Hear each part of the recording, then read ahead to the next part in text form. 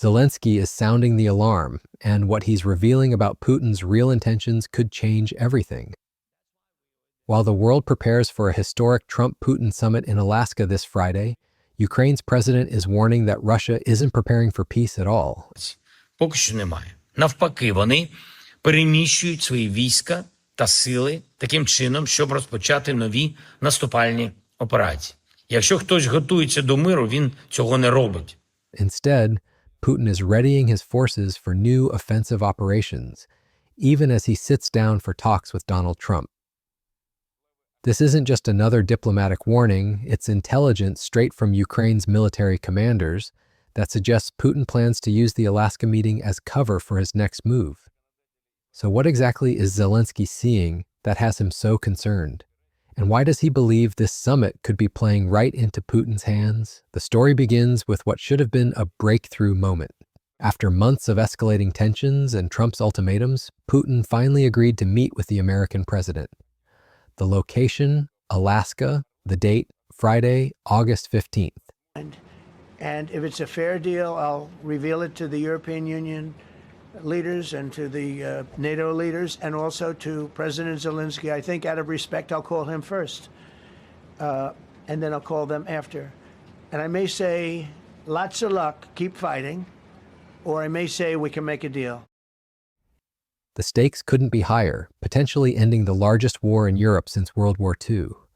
But according to Zelenskyy, this entire diplomatic dance is an elaborate deception. In a video message posted Monday night, Ukraine's president delivered a stark warning that cuts through all the diplomatic optimism. Putin, he said, is definitely not preparing for a ceasefire or an end to the war. Instead, Ukrainian intelligence and military commanders are reporting something far more sinister. Russia is redeploying troops and forces in ways that suggest preparations for new offensive operations. If someone is truly preparing for peace, Zelenskyy argued, this is not what they do. Кордон та форпост, підрозділи Сумського, Харківського, Волинського, Білгород-Дністровського прикордонних загонів. Прикордонники бригади «Помста» та підрозділу «Фенікс», дякую вам за стійкість, за знищення окупанта. Україна обов'язково має досягнути своїх завдань, і завдання справедливі – захистити життя, захистити незалежність, досягти достойного миру для України. Дякую всім. Слава Україні! Бажаю здоров'я, шановні українці і українки. Активний дипломатичний день сьогодні. І від ранку координація з партнерами. Британія, Франція, Фінляндія, Естонія, Данія, Іспанія. Дякую всім за чітку підтримку. Перше. Має бути чесне закінчення війни. І саме від Росії це залежить. Саме Росія має закінчити війну, яку вона почала. Друге. Україна та всі партнери однаково сприймають необхідність припинення вогню. Припинення вбивств. Тільки один суб'єкт цьому протистоїть. The evidence backing up Zelensky's claims is coming from multiple sources. Ukraine's military spokesperson for the southern front line sector told Reuters that Russia is moving military units in the Zaporizhia region for further assaults. These aren't defensive repositioning moves, they're the kind of troop movements you see when an army is preparing to attack. The timing couldn't be more suspicious. Just as Putin agrees to peace talks, his military machine is gearing up for what appears to be a major new offensive. This creates a terrifying possibility. Putin may be planning to present the Alaska meeting as a personal victory, then immediately return to his war of aggression with renewed vigor. The strategic calculation here is brutally simple. Putin gets the diplomatic win of meeting with Trump as an equal on the world stage, breaking his international isolation. He gets to present himself to the Russian people as a leader so powerful that the American president comes to him for negotiations. And then, with that political capital in hand, he launches his next phase of the war. Zelensky's warnings aren't just based on troop movements, they're rooted in a deeper understanding of Putin's psychology and strategy. Earlier on Monday, the Ukrainian president made a point that cuts to the heart of the matter. Russia refuses to stop the killings and therefore must not receive any rewards or benefits. Concessions, he said, do not persuade a killer. This isn't diplomatic rhetoric. It's a hard-learned lesson from nearly 3 years of brutal warfare. Every time the international community has tried to appease Putin with concessions or diplomatic recognition, he has taken it as a sign of weakness and escalated further. The 2014 annexation of Crimea, the 2022 full-scale invasion, both followed periods where Putin felt he had successfully manipulated Western leaders. The Alaska summit is setting up to be the biggest test yet of whether Trump can avoid falling into this same trap. Putin's demands, as they've been reported, are maximalist and uncompromising. He wants Ukraine to cede the eastern Donbass region, accept the permanent loss of Crimea, abandon its NATO aspirations, and limit the size of its military. These aren't the demands of someone preparing for genuine peace negotiations. They're the demands of someone who believes he's winning and can dictate terms. What makes this even more concerning is the context in which these talks are happening. Trump has already suggested that there will be some land swapping going on, describing it as good stuff for Ukraine, not bad stuff. It's very complicated, but we're going to get some back. We're going to get some switched. There'll be some swapping of territories to the betterment of both. But Ukrainian officials and their European allies see this very differently. Any territorial concessions to Russia, they argue, would simply encourage Putin to try the same tactics again in the future. The European Union has made their position crystal clear. In a statement released Tuesday, 26 European heads of state and government stressed Ukraine's inherent right to choose its own destiny. They emphasized that international borders must not be changed by force, and that meaningful negotiations can only take place in the context of a ceasefire or reduction of hostilities. The statement, endorsed by all EU members except Hungary, represents a direct challenge to any deal that would legitimize Putin's territorial gains. But here's where the situation gets even more complex. The exclusion of Ukraine from these crucial talks has alarmed not just Kyiv, but European allies who remember all too well the historical precedents of great powers deciding the fate of smaller nations without their input. Trump has described the meeting as a feel-out session, suggesting that Zelenskyy is unlikely to be included in the initial talks. This exclusion is exactly what Putin wants: the ability to negotiate Ukraine's future without Ukraine being present. President Trump announces that he is preparing to meet with Putin in Alaska, very far away from this war that is going on in our land, against our people, which still cannot be ended without us, without Ukraine. The relevant Ukrainian territorial issue is already in the constitution of Ukraine. No one will and cannot retreat from this. Ukrainians will not give their land to the occupier. Ukraine is ready for real solutions that can bring peace. Any decisions that are against us, any decisions that are without Ukraine, they're also decisions against peace. They will not work. These are dead solutions. They will never work. NATO's Secretary General has issued his own warning about the upcoming summit. He cautioned that Putin will likely test Trump during their meeting, attempting to exploit any weaknesses or divisions. The concern is that without Ukraine's direct participation, any agreement reached could sacrifice Ukrainian sovereignty for the appearance of peace. European leaders are emphasizing that genuine peace negotiations must be a three-way conversation, not just between Washington and Moscow, but with Kyiv having an equal voice at the table. This warning comes as Putin attempts to lure Trump with promises of Arctic development deals and other economic incentives, hoping to shift the focus away from his ongoing aggression and toward the potential benefits of cooperation. But as NATO officials point out, any serious peace effort requires more than bilateral discussions.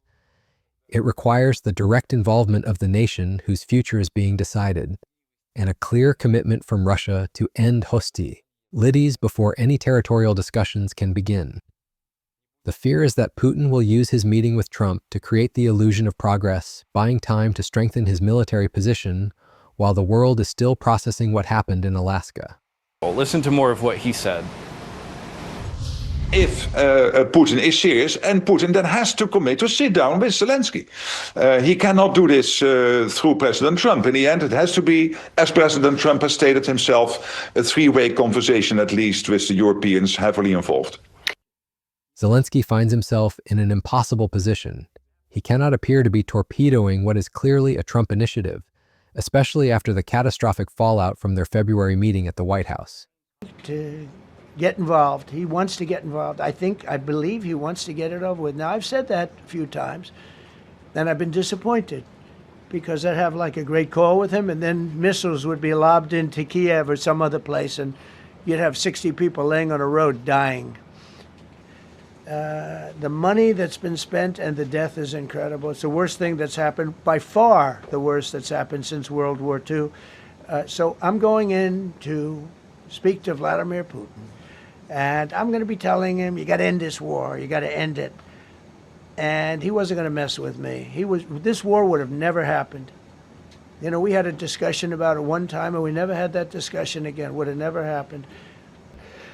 So I'm going to go and see the parameters. Now, I may leave and say, good luck, and that'll be the end. I may say this is not going to be settled. I mean, there are those that believe that Putin wanted all of Ukraine. I happen to be one of them, by the way.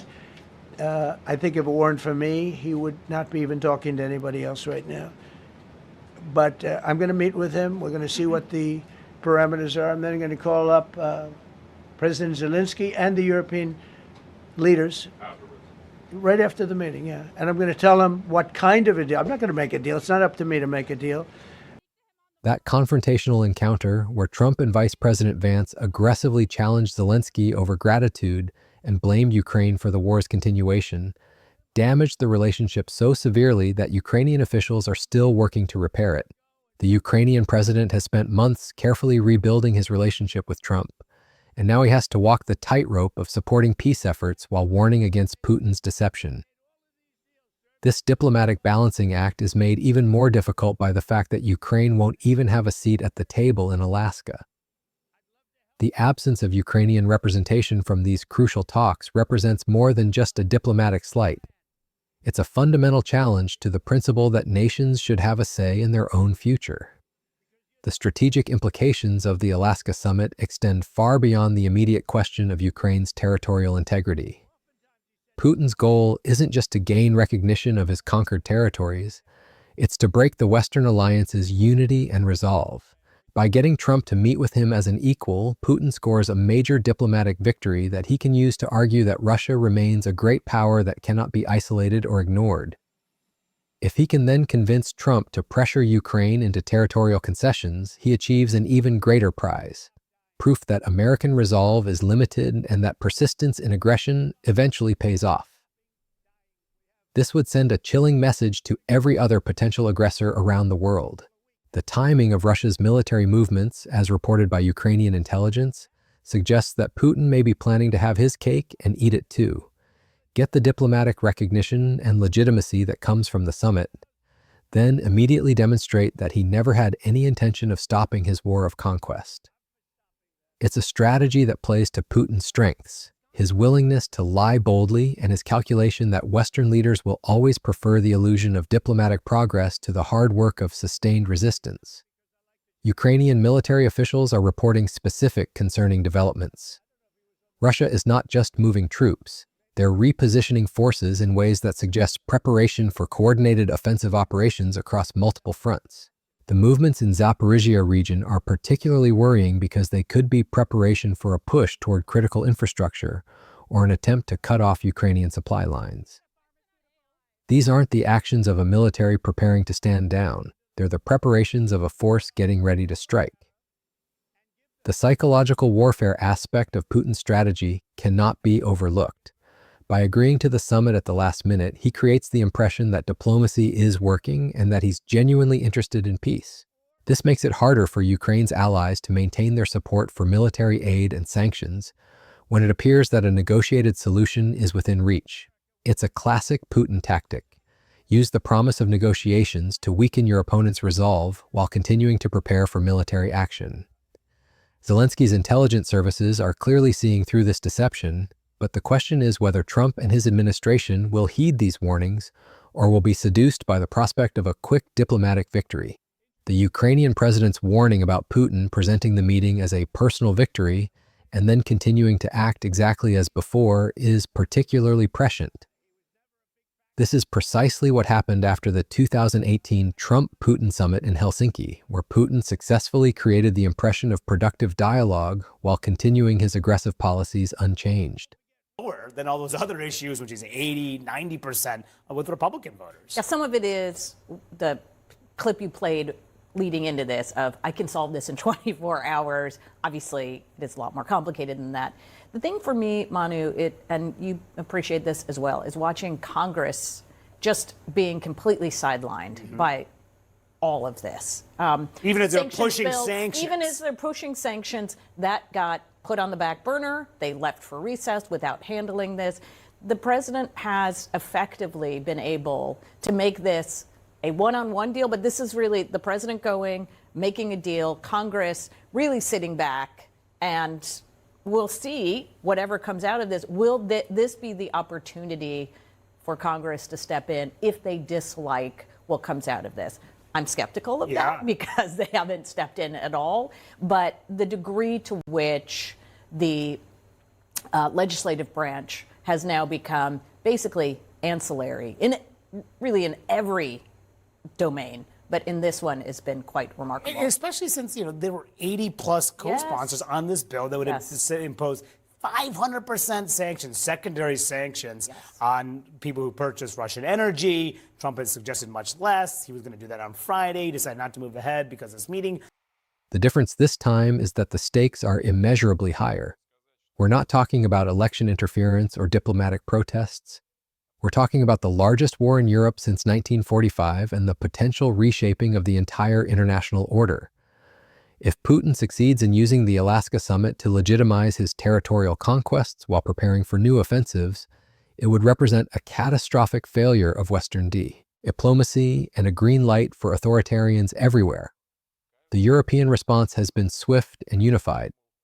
Leaders from across the continent have made it clear that they will not accept any deal that rewards Russian aggression with territorial gains. French President Macron, German Chancellor Merz, and British Prime Minister Starmer have all emphasized that Ukraine must be involved in any discussions about its future. But their influence on Trump's decision-making remains uncertain. The broader implications of this moment extend far beyond Ukraine's borders. The international system established after World War II is based on the principle that borders cannot be changed by force. If that principle is abandoned in the face of Russian aggression, it opens the door for similar actions by other authoritarian powers. China's claims on Taiwan, various territorial disputes in the South China Sea, potential conflicts in Africa and Latin America, all of these could be influenced by how the international community responds to Putin's war of conquest. Zelensky's warnings represent more than just intelligence about Russian troop movements. They represent a fundamental challenge to the entire approach of trying to appease Putin through diplomatic concessions.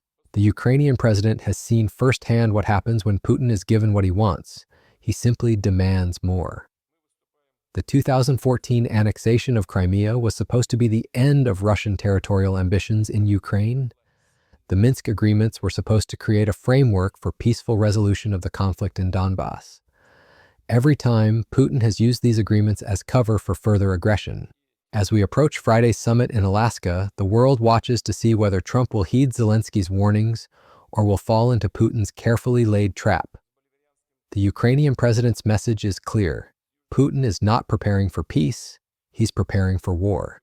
The troop movements, the maximalist demands, the timing of the diplomatic outreach, everything suggests that Russia sees this summit not as an opportunity for genuine peace, but as a tactical pause before the next phase of aggression. The stakes could not be higher.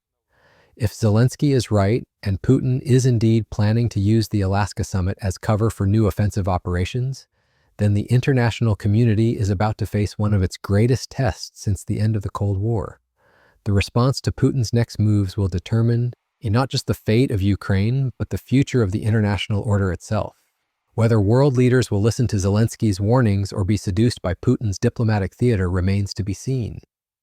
But one thing is certain, the Ukrainian president's alarm bells are ringing for a reason, and the world ignores them at its peril.